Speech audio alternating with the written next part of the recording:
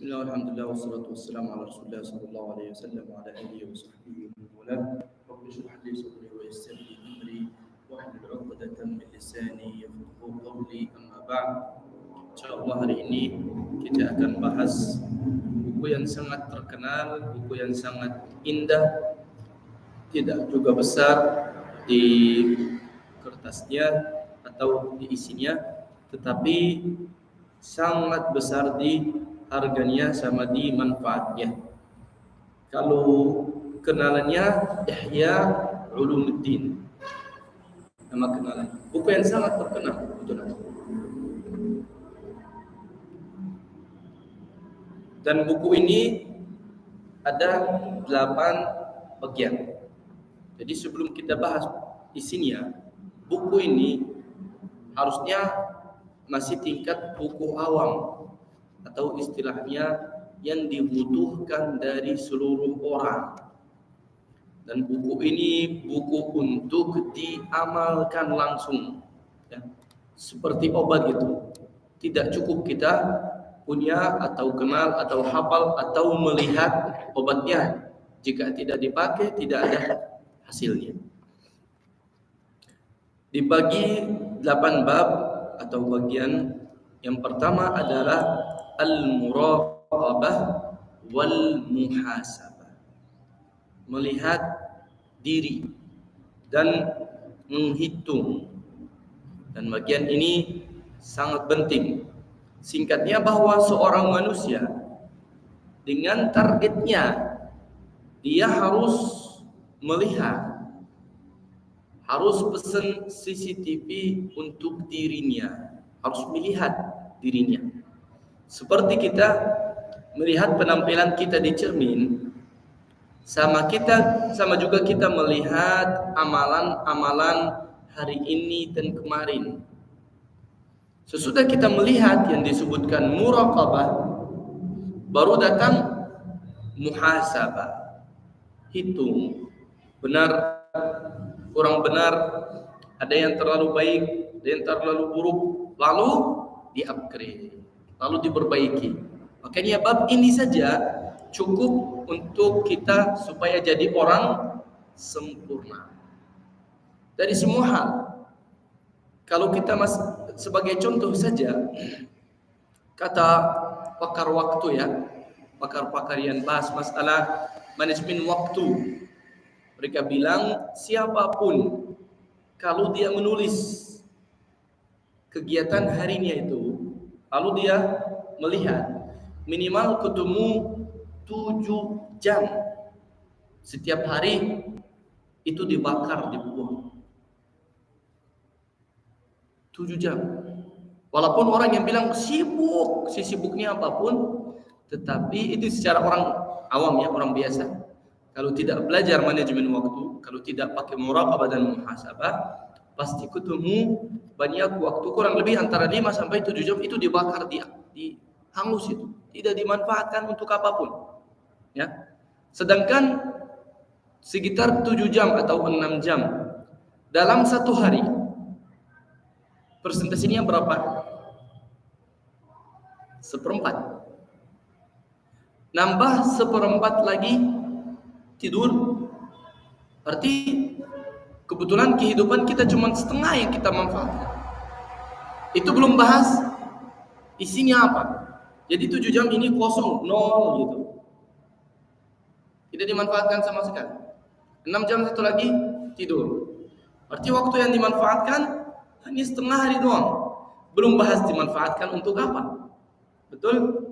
Jadi sebagai contoh saja dalam al-muraqabah wal muhasabah.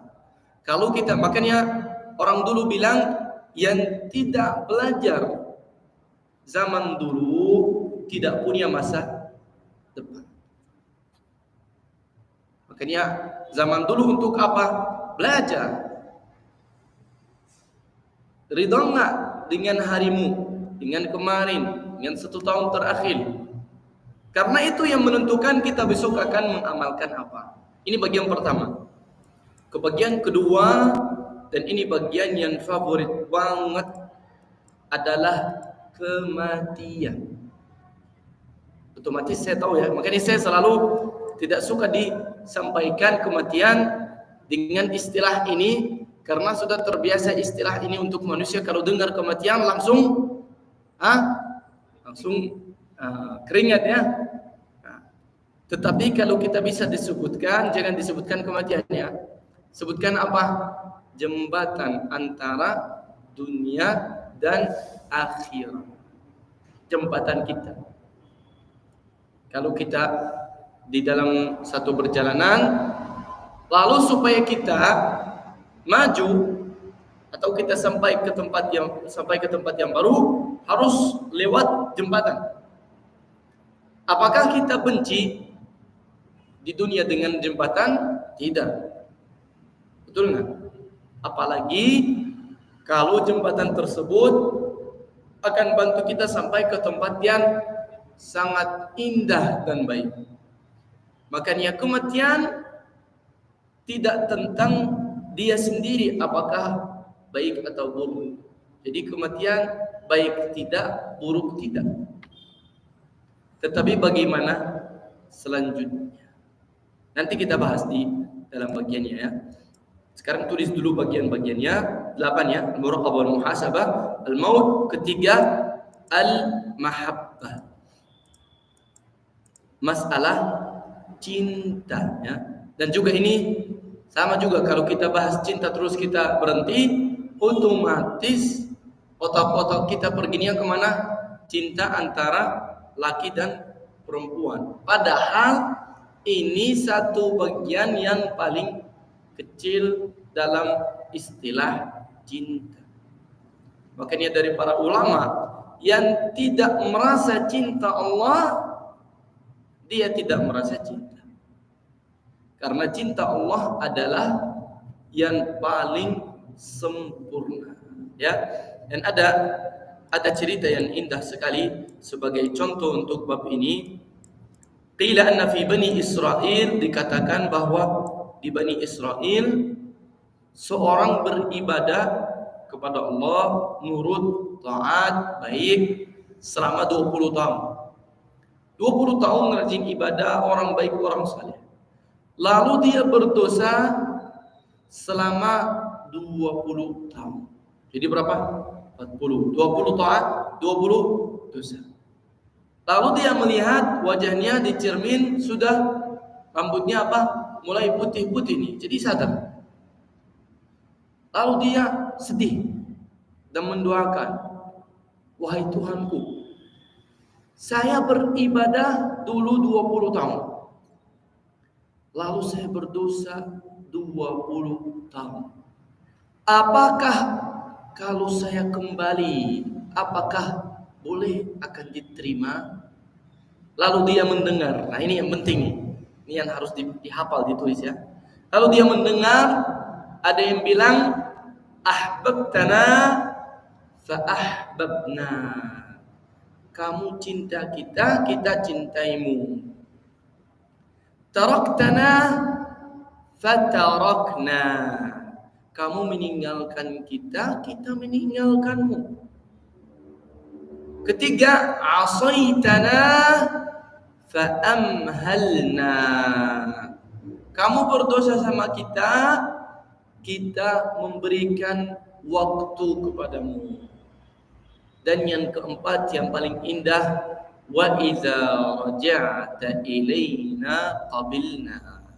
Dan jika kamu masih ingin kembali kepada kita, akan kita menerimamu. Lagi ya, ahbabtana fa ahbabnak. Kamu cinta kita, kita cinta kamu kembali. Taraktana fa taraknak. Kamu meninggalkan kita, kita meninggalkanmu. Asaitana fa amhalna. Kamu berdosa sama kita, kita bersabarlah samamu. Kita memberikan kamu waktu. Dan di sini waktunya jadi 20 tahun ya. Luar biasa. Wa idza raja'ta ilaina qabilna. Dan jika kamu masih mau kembali kepada kita, kita akan menerima. Makanya ini contoh yang kita kasih tentang mahabbah atau tentang cinta. Siapa yang bisa begitu? Siapa yang bisa menerima kita berdosa, mengganggu, memusuhi selama 20 tahun. Tidak ada cerai. Makanya jika dibahas masalah cinta, harusnya orang beriman otomatis kemana? Cinta Allah. Kenapa? Ya karena memang dalam hati orang beriman tidak ada bandingan. Ya.